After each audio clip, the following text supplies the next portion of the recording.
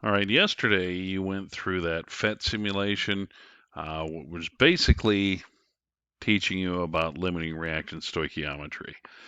Just to tie that up or wrap that up, I'm going to give you one last kind of example like that. Then we're going to do a couple of examples that are more chemistry related. Okay, so let's say I have this scenario. All right, I'm having a party, having some people over. All right, and I'm going to serve them grilled cheese sandwiches. All right, here's my recipe. I need 2 slices of bread and 1 slice of cheese, and that makes 1 grilled cheese sandwich. So I go to my kitchen and notice that I have 60 slices of bread and I have 25 slices of cheese. I want to know how many sandwiches I can make. Well, if you look at this, okay, you say, all right, if I need 2 pieces of bread and I have 60 slices, that means I have enough for 30 sandwiches, right? But if I look at my cheese, I've only got 25 and it takes 1 for every sandwich. Well, that says I only have enough for 25 sandwiches. So how many sandwiches can I make? Well, 25. Why? Because I run out of cheese. All right, that's what's limiting my production of sandwiches. And so basically, if I wanted to know, so that my limiting reactant, that's the thing that limits or runs out of first. All right, so my limiting reactant in this instance is cheese. I run out of cheese. That means my bread is my excess, the one that I have more than enough of, the stuff I have left over. If I want to know how many pieces of bread I have left over, basically I look at this, okay, I said, well, I'm only going to make 25 sandwiches. Well, if I'm going to make 25 sandwiches, I only need 50 slices of bread, right? Because 2 slices of bread for 25 sandwiches, that's 50. Well, if I'm only using 50, that means I have 10 pieces of bread left over, 10 in excess. That is limiting reactant stoichiometry. So you kind of understand the concept, how this works. Um, I'm just going to switch gears now, and instead of doing bread and cheese and sandwiches, we're going to do it with chemical compounds. But really, it's the same thing. So let's say this is an example of a limiting reactant stoich problem. Okay, it says some rocket engines use a mixture of hydrazine, which is that thing that N2H4, and hydrogen peroxide, H2O2, as propellant. There's the reaction, and so I've already got a balance there for you. It says if I have 0.75 moles of hydrazine mixed with half a mole of hydrogen peroxide, I want to know what's limiting, what's excess, how much excess is left, and how much nitrogen in moles is formed. Well, I tell you what, guys, I'm going to show you kind of how to solve this. And you'll notice I have a star there by part D. The easiest way to probably do this is to start calculating part D first. All right, so I want to calculate how much nitrogen is formed. Well, how I'm going to do that is I'm going to have to do essentially 2 stoichiometric calculations. So I'm going to have to find out how much nitrogen I can produce from the amount of hydrazine, the same thing from the amount of hydrogen peroxide. So just like the sandwiches. And then after I compare those two, I look for the smaller amount. So let's jump in here. So let's start with the hydrazine, 0.750 moles into H4. Okay. And so I'm going from moles to moles. So this is just a 1-step conversion. Well, according to the balance formula, for every 1, I get 1. So for every mole of hydrazine, there is 1 mole of nitrogen that is formed. And multiplying, dividing by 1 is the same number, 0.750 moles of nitrogen. Is that my answer? Well, I don't know. It may be, but we've got to do the other part. So I'm going to do the same thing now with a half mole of hydrogen peroxide. So 0.500 moles hydrogen peroxide. Well, according to my balance formula, for every 2, I get 1. So the 2 moles of hydrogen peroxide go on bottom, so they cancel. And the mole of nitrogen goes on top. 0.5 divided by 2 is going to give me 0.250 moles of nitrogen. Okay, so my answer for part D, can I make 0.75 or 0.25? It's 0.250. It's always the smaller amount. Okay, so then it asks, what is the limiting reactant? The limiting reactant is the reactant that produced the smaller amount. Okay, so the initial material. Well, the initial material that produced that, my limiting reactant, is the hydrogen peroxide. And then what's left over? Well, that's the excess. Okay, so that's what part B is asking. What is the excess reactant? The excess is the other one, the one that you had more than enough of. So my excess reactant in this example is hydrazine. So there are the answers for parts A and parts B. The last one we're going to do is part C, where it says how much excess in moles is left over. Okay, the easiest way to do this, it's kind of just like what we did with the bread and the cheese. To calculate the amount of excess remaining, what I would do, and there's several ways you could do this. You could use your answer for part D to calculate it, but I would strongly caution you against that, because if you made an error in your calculation, I mean, you may have set it up correctly, but maybe you fat fingered something on your calculator. If you end up using that result and that result is wrong, it's automatically going to make the next part wrong.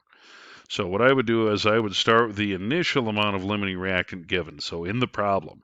So I'd find whatever's limiting, I would take that initial amount that was given to you, and you need to convert it to the other reactant, okay, the thing that was in excess. Okay, that'll tell you how much of that excess reacts with that specific amount of the limiting. Then all you do is you take that result and you subtract it from the initial amount of the excess reactant. All right, and that sounds confusing, but let me show you how it works. And if you think about it, it makes sense. Okay, so what we're going to do is we're going to take this quantity, the initial amount given of the limiting reactant, we're going to convert it to the other reactant, and we're going to take that result and subtract it from 0.750. Okay, if you do that conversion and that number ends up being bigger than 0.750, you've made an error. Okay, all right, so let's just start with what we know. So the initial amount of the limiting was 0.500 moles of hydrogen peroxide. And I want to convert it to the hydrazine. So we need to look, okay, for every 2 there is 1. So for every 2 moles of hydrogen peroxide, we get 1 mole of hydrazine. Moles cancel, and so 0.5 divided by 2, that's going to tell me I have 0.250 moles of hydrazine. That is not my answer. This is telling me how much hydrazine reacts to that quantity of hydrogen peroxide. But I didn't start out with 0.25, I started out with 0.75. So initially, you had 0.750 moles of hydrazine given to you in the problem, but it only reacted 0.250 moles of hydrazine. Okay, and so when you subtract 0.500 moles of hydrazine, oops, this is a 4, and we're going to say excess. Notice this is one of the few places where we do like addition and subtraction. The sig figs, remember, for addition and subtraction is place values. We go to the tens, hundreds, thousands. Our answer goes to the thousandths. Okay, so that's how you do it. That's all the more there is to it. I tell you what, I'll do another example here with you, and then I'm just going to give you a couple of these to crank out. I'll give you the solutions for it, and we'll talk about it on Thursday.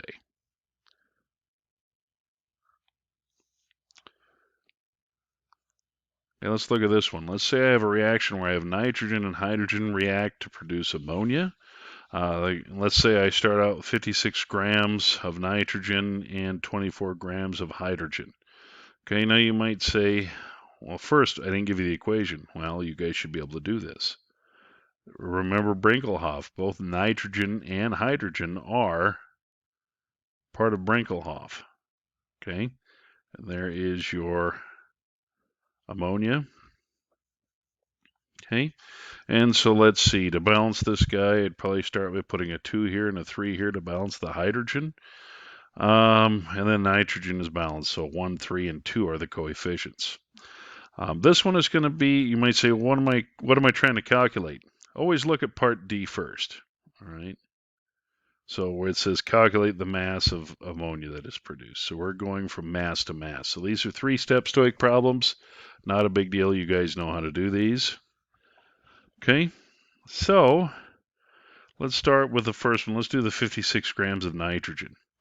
Okay, so if I start with 56 grams of nitrogen, and remember it's got to be N2, it's got to be diatomic, I need to first make this moles.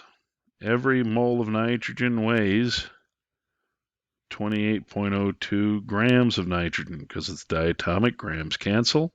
Now that I know moles, I can do my mole ratio. Well, according to the balanced formula, for every 1, I get 2. So I'm going to put 1 mole of nitrogen down here on top, 2 moles of ammonia, moles cancel.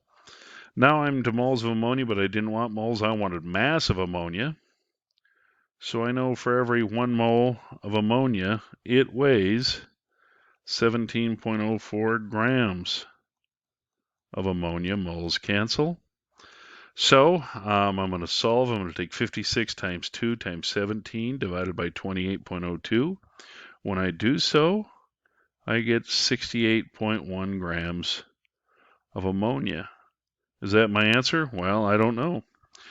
Just a word to the wise. If we're doing these and you're showing your work like on your exam, and let's say you only perform one of the calculations and you box it, and it happens to be the correct one, you will still lose credit because you need to demonstrate the other portion.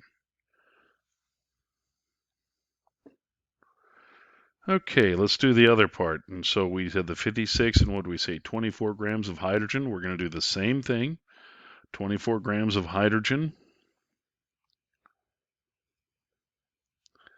And we were going to convert that to grams of ammonia. So it's going to be a 3-step problem once again.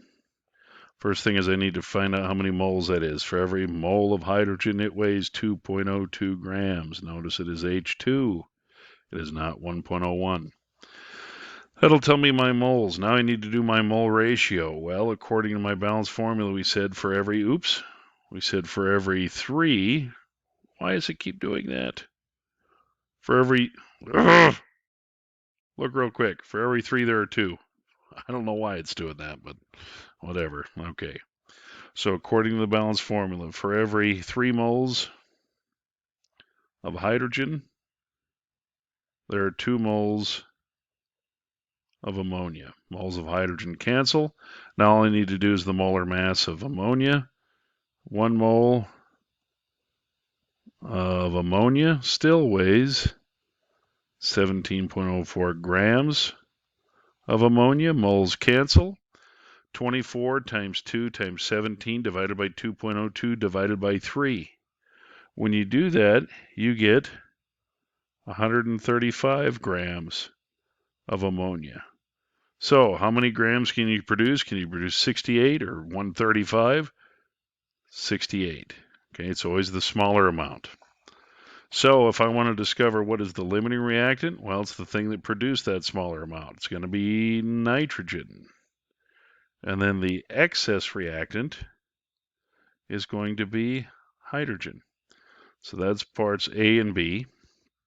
Now the only thing left, so I identify the limiting, identify the excess, I know how much ammonia is produced. I need to calculate how much of that excess reactant remains.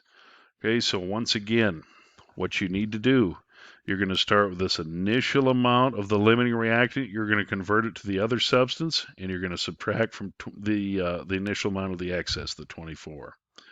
Okay, so what I would do, start out with, we said the limiting is the nitrogen, so we started out with 56 because that's the initial amount they gave us in the problem. And I need to convert it to the other, so I need moles. So 1 mole of nitrogen still weighs 28.02 grams. Grams cancel, I now know moles. Now that I know moles, I can do my mole ratio. Well, according to the balanced formula, for every one, I get 3. So I'm going to put 1 mole of nitrogen down below. What's an N?